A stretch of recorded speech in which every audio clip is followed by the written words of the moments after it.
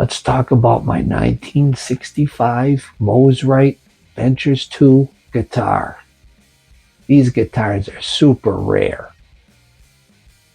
They only made them for a few months back in 1965. Then they changed the design of these guitars. I read they only made 150 of these guitars. And who made these guitars famous? The one and only Johnny Ramone. Back in 1974, Johnny and Dee Dee went to a music shop in New York City called Manny's. There, Johnny saw one of these guitars, a blue one, and he liked it because it looked different. So he bought the guitar for $50. Dee Dee bought a Dan Electro bass for $50. And this is where the Ramones started, when they bought their first instruments. And how did I get mine? My guitar? I'll tell you what, if it wasn't for the job I had at the time, I probably never would have got this guitar. Back in 1979 or 1980, I started working at a place called the Union Leader. The Union Leader is a newspaper in New Hampshire, a right-wing rag that was run by William Loeb. This guy's a lunatic. Anyways, their office was right down the street from Elm Street, the main drag of Manchester. On Elm Street, there was a couple music shops, some record stores. So I was very close to Elm Street. And I used to be on Elm Street all the time, doing errands or whatnot for my job, just goofing off. And here's an interesting story about my time at the Union Leader. I first started working there. People told me, you know your boss is a Nazi? This is the story I was told. This man's name was Heinz Kaufman. And believe me, he took one look at this guy. Yup, I can see this guy in a uniform. The story was, old Heinz was in a Nazi submarine or a U-boat. He was one of the crew. Somehow they got captured. And old Heinz ended up in a POW camp in England. Once the war was over, Heinz went to the United States of America. And who did he meet? He met the lunatic William Loeb's daughter.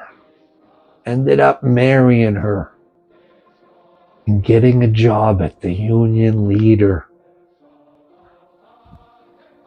And I'll tell you what, for a Nazi, he was pretty damn chill. He never got mad at me. And I was goofing off all the time. I was on Elm Street all the time. I never saw him goose step. I never saw him get animated. Never saw him doing that. This guy was chill.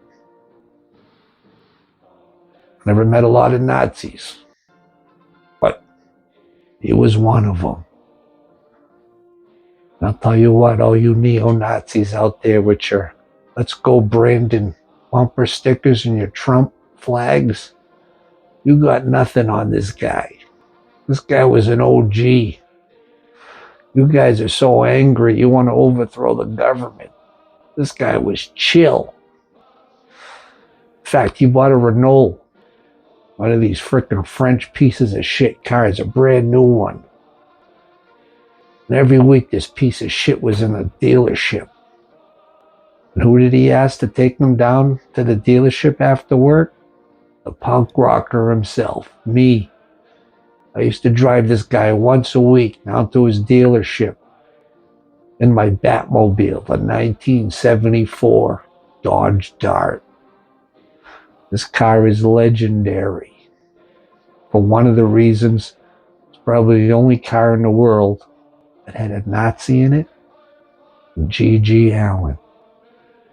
So back to the story. I was always on Elm Street, goofing off if I had all my work done. I'd go look at records. I'd go to a place called Daddy's Junkie Music, a music shop with all kinds of musical equipment. I used to go there almost on a daily basis when I worked Monday through Friday. One day I'm in there, go in there. I look up. The Holy Grail is there on the wall. Johnny Ramone's guitar in Sunburst. I almost pissed myself.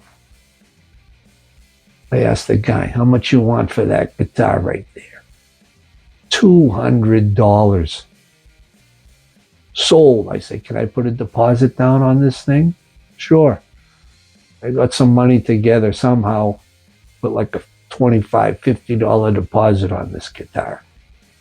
Within a few days, I had the rest of it. Now out I walked with a Mosrite 1965 Ventures II. I had this guitar for over 30 years. I'll tell you what, it was the first guitar I ever played with G.G. Allin. I had this guitar before I even joined G.G. Allin. Drastically reduced. We started this little shitty band. That's the guitar I played in a bedroom for like a month before the band broke up. Then it was off to G.G. Allin and the Jabbers. This guitar I sold about 7-8 years ago. Some guy found the video with me playing this guitar with G.G. Allin and the Jabbers in the lip sync video. There's a Mosrite website some guy made. I contacted the webmaster. I said, hey, that's my guitar right there. I put some pictures up on that website of my guitar. Somebody contacted me. Gave me an offer I couldn't refuse. So here's my guitar right here with some of his brothers and sisters. She's in Europe now in good hands.